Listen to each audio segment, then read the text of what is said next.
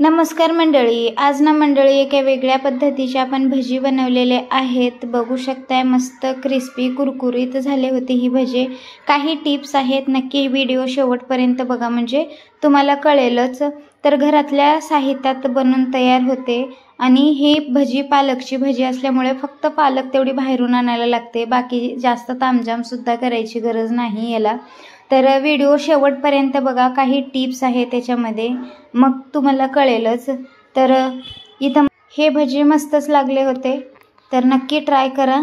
वरती 4 मिरच्या तळून घ्या म्हणजे मस्त झणझणीत चमचमीत बेत होईल तुमचा।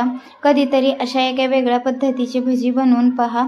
कुरकुरीतपणा येण्यासाठी काही टिप्स आहे त्याच्यामध्ये, आणि ती टिप्स म्हणजे हे 2 उकडलेले बटाटे मी किसून घेतलेले आहेत आणि हीच ती टिप्स आहे। तर पालकच्या भज्यामध्ये आपण बटाटा उकडून किंवा किसून घातला ना, उकडलेला बटाटा, तर क्रिस्पी कुरकुरीतपणा आणि चव छान येते, म्हणून बटाटा उकडून घालायचा आहे। तर आता इथं पॅडवर कापायला जागा नाही म्हणून मी आपल्याला कांदा आणि हिरवी मिरची बाउलमध्येच टाकून दिलेली आहे। आता पालकसुद्धा आपल्याला बारीक स्लाइसमध्ये कापून घ्यायची आहे। पालक सर्वात अगोदर स्वच्छ निवडून धुवून घेतलेली आहे आणि मगच मी कापायला घेतलेली आहे। इथं बघू शकता पालक कापून झाल्याच्या नंतर याच्यामध्ये सर्वात अगोदर आपल्याला जो सोडा असतो खायचा तो टाकून घेतलेला आहे। चिमटीत बसेल इतका मी सोड्याचा वापर केलेला आहे। सोडा जर नसेल वापरायचा तर कडकडीत गरम तेल 2-3 चमचे याच्यामध्ये ओतून द्यायचं आहे। तर जे सोड्याचं काम करतं ते तेल गरम घातलं की ते काम करतं। तर आता इथं पाव चमचा इतकी हळद घालून घ्यायची आहे। तर हिरवी मिरची अगोदर मी घातलेली होती कट करून, म्हणून मी इथं अर्धा चमचा इतकं लाल तिखट घेतलेलं आहे। जास्त तिखटाचा वापर मी केलेला नाही, तुमच्या आवडीप्रमाणे तुम्ही घालू शकताय। आता सर्वात अगोदर मी इथं 1 वाटी बेसनचं पीठ घेतलेलं आहे आणि हातावर ओवा क्रश करून टाकायचा आहे। तर आपल्याला 1 वाटी बेसनच नाही तर 1.5 वाटी इतकं बेसन लागणार आहे, ते पुढं चालून मी दाखवणारच आहे तुम्हाला।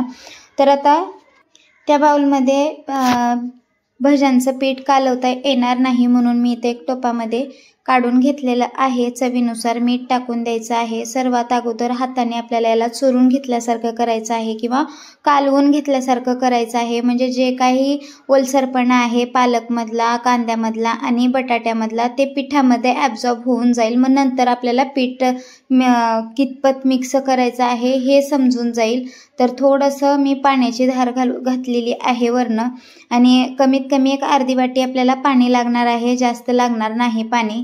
तर आता इथं बघू शकताय असंच पाणी घालून थोडंसं मी आपण भज्यांना जसं पीठ कालवतो तसं कालवून घेतलेलं होतं, पण आणखीन थोडंसं कमी पडल्यासारखं वाटत होतं मला पीठ, म्हणून मग मी बेसनचं पिठाचं प्रमाण अर्धी वाटी जास्त वाढवलं आहे। तर सगळंच बेसनचं पीठ आपल्याला 1.5 वाटी इतकं लागलेलं आहे। आणि आता हे भज्याचं पीठ जसं कालवतो ना तशा पद्धतीचं कालवून घ्यायचं आहे। आणि आता इथं बघू शकता मी कढई गरम करायला ठेवली होती, तेलसुद्धा आता आपलं मीडियम गरम झालेलं आहे। आता ह्याच्यामध्ये भजी सोडून द्यायची आहेत। आता भजी मोठी मोठी सोडायची आहेत आपल्याला, तर मस्त लागतात ही भजी। आणि उलटपुलट करून ब्राऊन रंगापर्यंत आपल्याला याला भाजून घ्यायचा आहे। तर चव छान येते या भज्यांची बटाटा टाकल्यामुळे। तर बटाटा नक्की आवर्जून सांगते टाकायला, तर बटाटा नक्की टाका। आणि व्हिडिओ कसा वाटला कमेंट्स बॉक्समध्ये सांगायला सुद्धा विसरू नका। उलटपुलट करून खमंग तळून घ्यायचं आहे आपल्याला।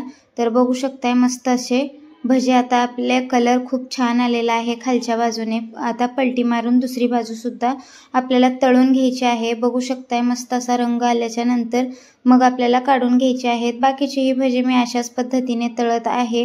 व्हिडिओ कसा वाटला कमेंट्स बॉक्समध्ये सांगायला विसरू नका। आवडल्यास लाईक करा, शेअर करा तुमच्या मित्रमैत्रिणींना, नातेवाईकांना, त्यांना पण अशा नवनवीन रेसिपी पाहायला मिळतील। परत भेटू अशा एका नवीन रेसिपीमध्ये, तोपर्यंत धन्यवाद।